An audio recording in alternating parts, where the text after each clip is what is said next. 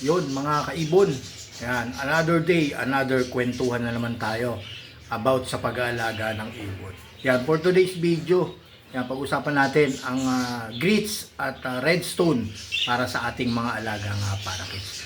Ano nga ba ang mga benepisyo nito at kahalagahan para sa ating mga alagang ibon katulad ng parakeets. Yan, isa na namang kwentuhan at may kaunting kaalaman para sa ating mga mag-iibon. Yan, lalong-lalo sa mga newbie na nagbabalak at nag-aalaga na ng ating mga ibon. At ito'y share ko kung ano nga yung mga benepisyo ng redstone at grits sa ating mga kalapate or parakeets. Yan, pag-usapan natin yan mamaya pagkatapos ng intro ito.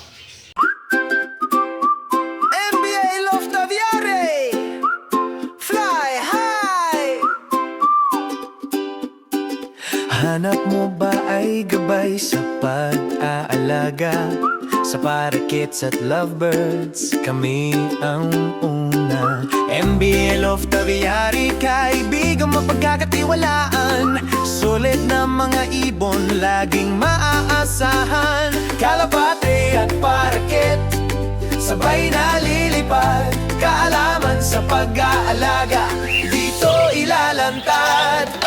MBL of Aviary, sa saya ay kasama. Gabay sa bawat pakpak, gabay sa bawat tuka.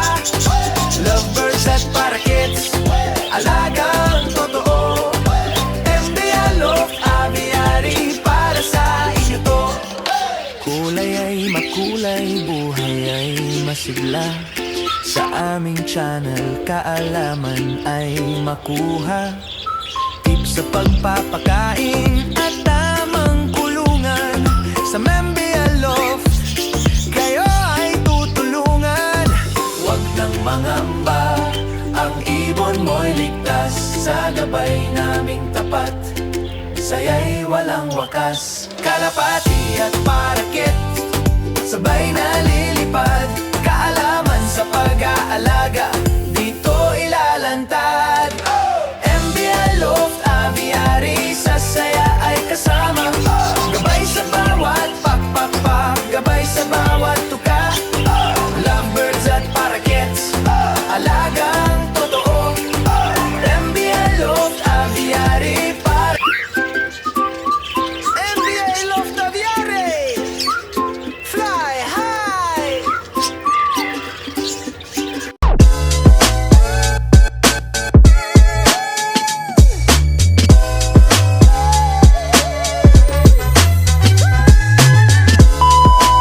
Welcome back mga kaibon. Yan, another day, another kwentuhan about sa pag-aalaga ng ibon. Yan, at may kasamang kaalaman. Yan, for today's video, grits at redstone para sa ating mga parakeets.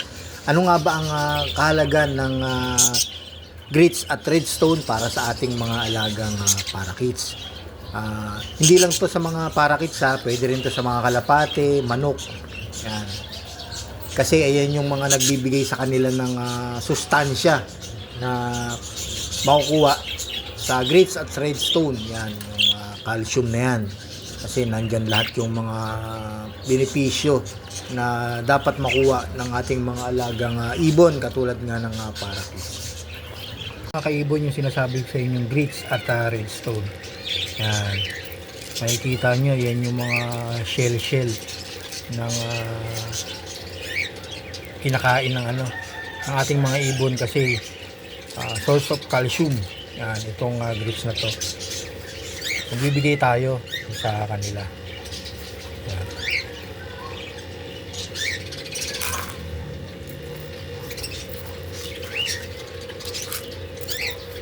Siguro mga 3 kutsara.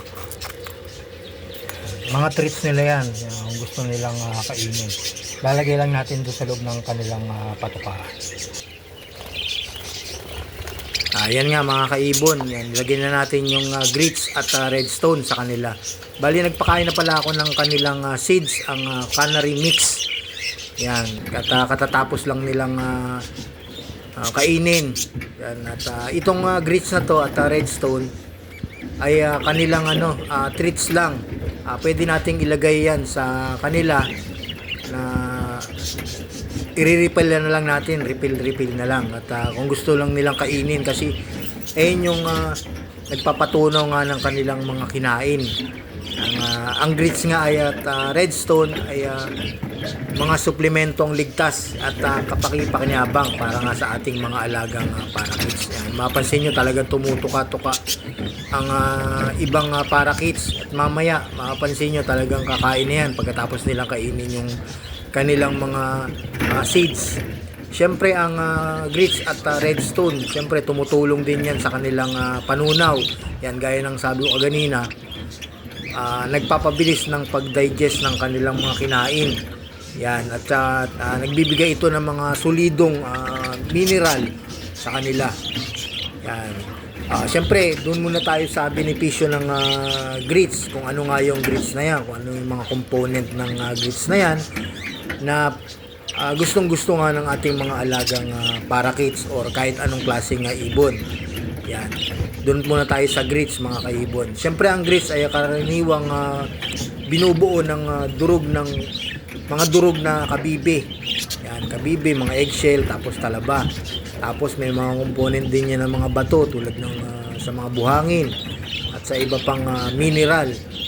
At ito'y tumutulong nga sa paggiling ng kanilang pagkain. Yan, pagkatapos nilang kumain ng seeds, siyempre ayun yung tumutulong na magpatunaw or dinudurog nila at ginigiling yung kinain sa loob ng kanilang tiyan. At nagbibigay din yan, yung sabi ko, ng calcium. At para nga sa matibay ng buto at sa malusog na itlog doon sa mga nag-iitlog ng mga parakeets. Yan, mabuti yan. At benepisyo yan talaga sa kanila. At papatibay din ang kanilang eggshell doon na sa initlog na ng ating mga parakeets.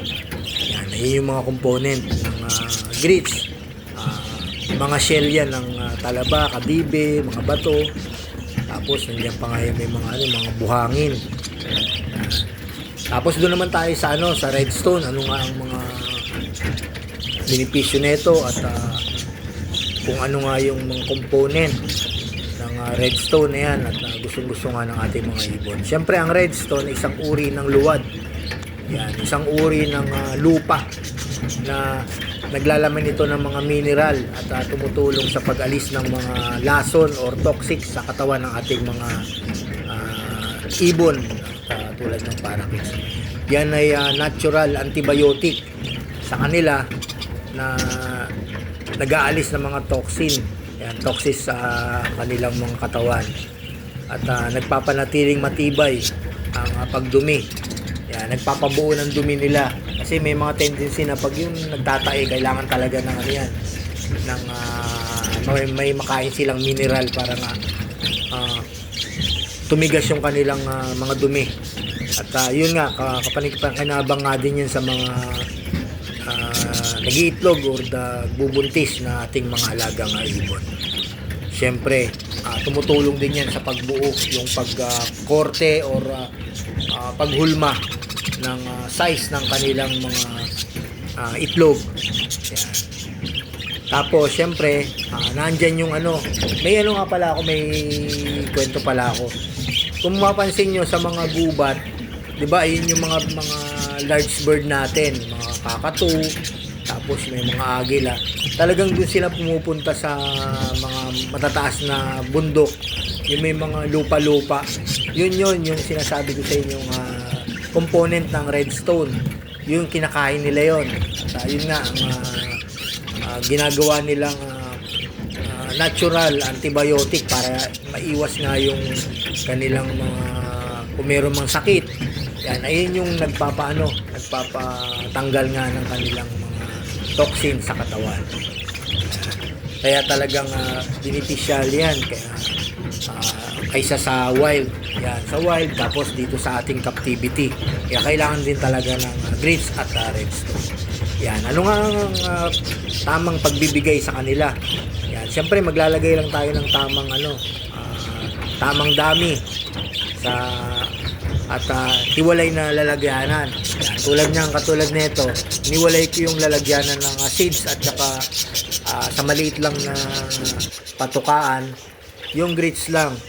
Tapos hindi naman nila magiging primary na kakainin yan kumbaga pa pika-pika lang, treats lang nila kung gusto lang nilang kainin na hindi sila man natunawan. Talagang kakainin nga talaga ng ibon yan, ilagay nyo lang sa gilid sa tabi nila at pwede nating refilan araw-araw.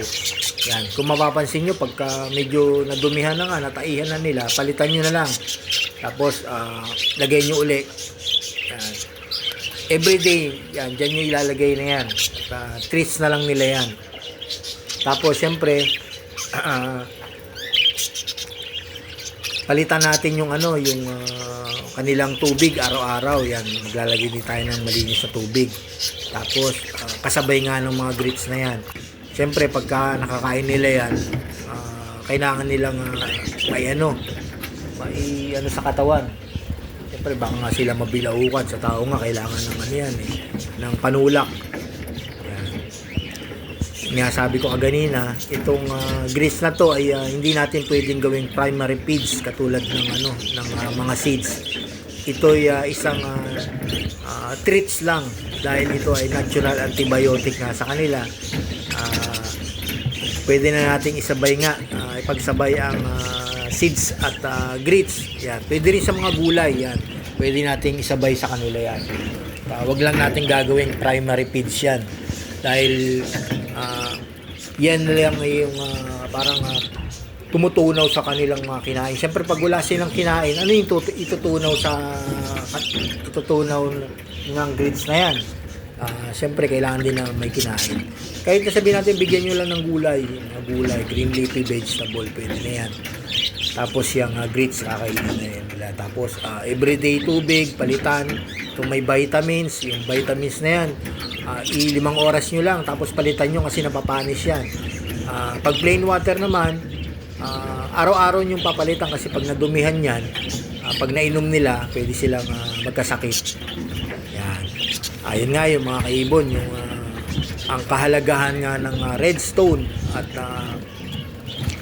grits sa ating mga alagang ibon katulad ng parakeets. Bali, trivia lang to.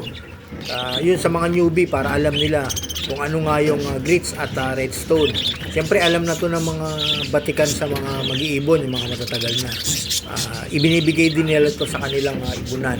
Yan, lalo na doon sa mga yung mga large bird, na mga alaga, yung kakatu, kakatail, tapos sunconure, yan. Ay, yung mga gustong-gusto nilang kainin, siyempre. Sa African lovebirds, yan, pwede natin ibigay yan. Sa mga parakeets, sa finches, yan, pwede natin ibigay sa kanila. Kung wala man kayong redstone at grits, pwede na yung cattle bone, tsaka kasi nandyan na rin naman yung calcium may makukuha. Para may mga rin sila, may mga natural antibiotic na pumapasok din sa katawan, iwas na nga ng sakit. Yan. Sana naintindihan niyo yung aking share. Sana gawin niyo rin sa inyong ibunan. Yan. Sa mga newbie na nakapanood nito, please like, share, subscribe. At don't forget to click the notification bell para updated kayo sa mga bagong video na aking ina-upload. Ayun nga mga kaibon, sa mga aking mga followers and subscriber na patuloy na sumusuporta sa aking mga ginagawang video sa pag-share ng mga aking kaalaman sa pag-iibon, ay maraming salamat po sa inyong suporta at sana suportahan niyo pa rin po ako sa aking mga ina-upload na mga video, pag-share ng about sa pag-aalaga ng ibon. Yan. Comment lang po kayo kung may mga katanungan po kayo at sasagutin ko naman po yan sa aking makakaya, mga katanungan nyo. At lagi na lang po natin i-share or i-like at comment yung ating mga ginagawang video para makapanood din po yung mga ibang gustong pasukin yung pag-iibon.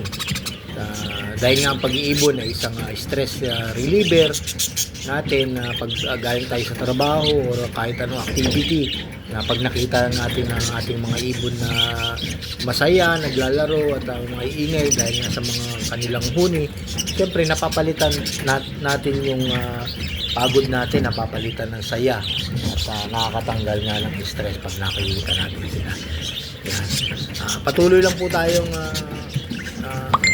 mag-ibon at ito'y may balik naman sa atin na kasiyahan pag lagi natin silang inaalagaan. Siyempre, bibigyan din natin sila ng extra time na kailangan natin silang laruin or kasi pag lagi natin silang nakitang masaya, pumapalit din talaga sa atin ng kasiyahan niya. Hanggang dito na lang mga kaibon at maraming salamat sa inyong panunood at pakikinig ng aking shinare na video na to about sa grits at redstone. Yan, hanggang dito lang mga kaibon at maraming salamat sa inyong panunood. Happy breeding mga kaibon. NBA Love Taviare, fly high. Hanap mo ba ay gabay sa pag-aalaga sa parakeets at lovebirds? Kami ang una. MBL of Taviari, kaibigang mapagkakatiwalaan. Sulit na mga ibon, laging maaasahan. Kalapate at paraket, sabay na lilipad. Kaalaman sa pag-aalaga, dito ilalantad. MBL of Taviari, sa saya ay kasama. Gabay sa bawat pakpak, gabay sa bawat tuka. Lovebirds at parakeets, alagang totoo. MBL of Aviary, para sa inyo to. Kulay ay makulay, buhay ay masigla. Sa aming channel, kaalaman ay makuha. Tips sa pagpapakain at tamang kulungan. Sa MBL of, kayo ay tutulungan. Huwag nang mangamba, ang ibon mo'y ligtas. Sa gabay naming tapat, saya'y walang wakas. Kalapati at